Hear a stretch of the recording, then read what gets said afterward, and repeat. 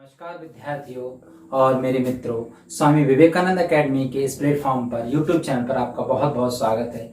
बच्चों, आज हम पृथ्वी की परिक्रमण गति का पार्ट 3 लेकर आए हैं और उसमें हम आपको दो बहुत अच्छी सिचुएशन अर्थ और सूर्य और मून के बीच में जो होती हैं वो बताने वाले हैं, तो बड़े ध्यान से सुनिएगा।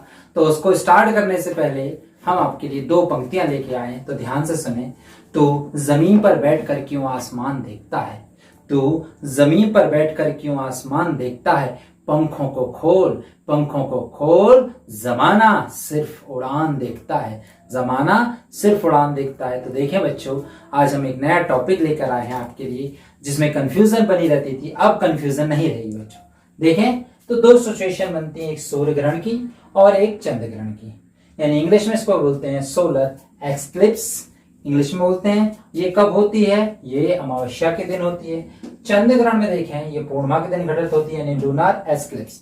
ठीक है बच्चों, तो देखें पहला ये समझ लें, हमें इन दो सिचुएशन में से केवल एक ही चीज समझना है, दूसरा ऑटोमेटिक याद हो जाएगी। फिर हम आपको ट्रिक बताएंगे, फिर हम आपको लाइफ टाइम की ट्रिक बताएंगे जो हमेशा याद रहेगी। ध्यान रखना, लाइफ टाइम की ट्रिक इसके बाद केवल मात्र 5 सेकंड में याद हो जाएगी। ठीक है, इसके लिए 5 सेकंड लगेंगे, 5 सेकंड लगेंगे, 5 सेकंड याद करने के लिए इन दोनों को। तो पहले बेसिक समझें, उसके बाद अपन ट्रिक समझेंगे। ठीक है बच्चों, तो पहले समझे हम क्या, सूर्य। देखें ध्यान से सुनना है, डेफिनेशन आप ही को याद रखना है, हमें नहीं रखना। सुनोगे तो आराम से याद हो जाएगी। देखिए, चाहे सूर्य ग्रहण हो चाहे चंद्र ग्रहण हो, इन दोनों पोजीशन में सन स्टेबल रहेगा, सूर्य कहीं से नहीं हिलेगा, अपनी जगह स्थिर रहेगा। जो कुछ मूवमेंट होगा वो चंद्रमा यानी मून, पृथ्वी यानी अर्थ, इन दोनों में ही मूवमेंट होगा। सन अपनी जगह स्टेबल रहेगा। तो पहले देखें हम सूर्य ग्रहण, और हमेशा केवल एक को याद रखना है, दो चीजें नहीं रखना है। तो देखें, जब डेफिनेशन बता रहा हूं, लिख नहीं रहा हूं, केवल समझा रहा हूं। जब सन और अर्थ के बिटवीन यानी बीच में, जब सूर्य और पृथ्वी के बीच में चंद्रमा आ जाता है, जब सूर्य और पृथ्वी के बीच में चंद्रमा आ जाता है, तो उस दिन कौन सी घटना हो जाती है? उस दिन हो जाता है सूर्य ग्रहण। कैसे? हम सब जानते हैं कि जो भी हमें चीजें दिख रही हैं वो सभी चीजें हमें सूर्य के प्रकाश से दिख रही हैं। चंद्रमा भी चमकता है, सूर्य के प्रकाश से चमकता है। चंद्रमा की खुद की रोशनी नहीं होती बच्चों, इसको ध्यान से रखें आप। चंद्रमा की खुद की कोई रेज नहीं होती, वो सन के प्रकाश से ही चमकता है। और अर्थ इसके राउंड कर रही है, और मून, अर्थ हमारी पृथ्वी इसके राउंड कर रही है, चंद्रमा इसके राउंड कर रहा है। तो हम केवल अर्थ से मून का केवल एक ही पार्ट देख सकते हैं, लगभग 57 पार्ट्स हम देख सकते हैं। तो देखें, जब सन और अर्थ के बीच कौन आ रहा है? मून आ जाता है, चंद्रमा आ जाता है, तो सूर्य ग्रहण हो जाता है। देखें कैसे, सन की पूरी रेज यानी पूरी की पूरी रोशनी देखो कौन ने ढकली, किसने ढकली? मून ने ढकली। तो हमें पृथ्वी पर सूर्य से प्रकाश नहीं मिल पा रहा है, यानी सूर्य की रोशनी पृथ्वी पर नहीं पहुंच पा रही। किस कारण से? क्योंकि चंद्रमा बीच में आ गया। चंद्रमा किसकी परिक्रमा कर रहा है? इसकी, है ना। और अर्थ किसकी परिक्रमा कर रही है?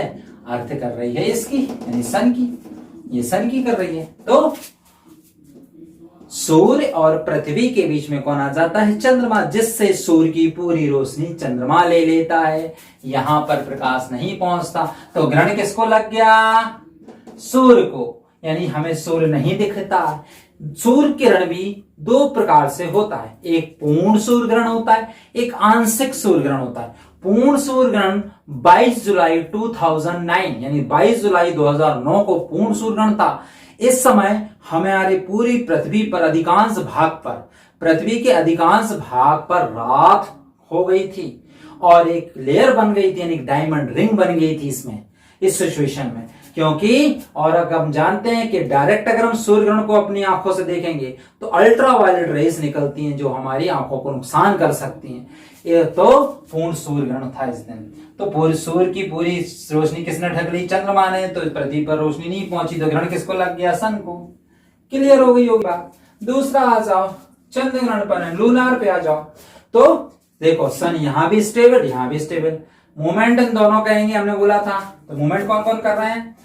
पृथ्वी और चंद्रमा कर रहे हैं। अब देखो यहां पर चंद्रमा था, यहां पर अब पृथ्वी आ गई है। तो पृथ्वी अब किसकी परिक्रमा कर रही है? इसके। और ये किसकी परिक्रमा कर रहा है? इसके। क्लियर। तो अब सन की पूरी रेस, सन की पूरी रेस किस कौन ले रहा है? देखो कौन ले रहा है सन की पूरी रेस? किसने ले ली पूरी की पूरी रोशनी? पृथ्वी ने।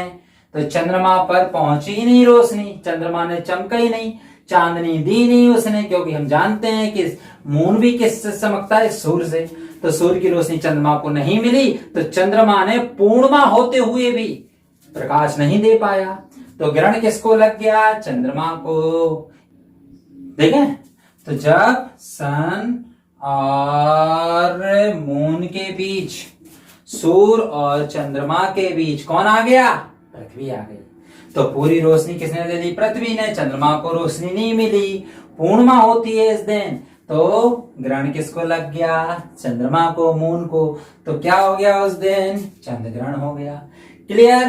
तो अब लाइफ टाइम की ट्रिक देखना है, पूरी लाइफ टाइम 5 सेकंड, 5 सेकंड में याद हो जाएगा, गारंटी है। गारंटी तो पढ़ाना ही छोड़ देंगे, गारंटी। देखो कैसे करेंगे याद। अब ट्रिक देखो, थोड़ा सा मैं रफ कर लूं, रफ के बाद आपको इजी वे में समझा पाऊंगा। ठीक है बच्चों, तो इसको रफ करते हैं। अब देखना यहीं पर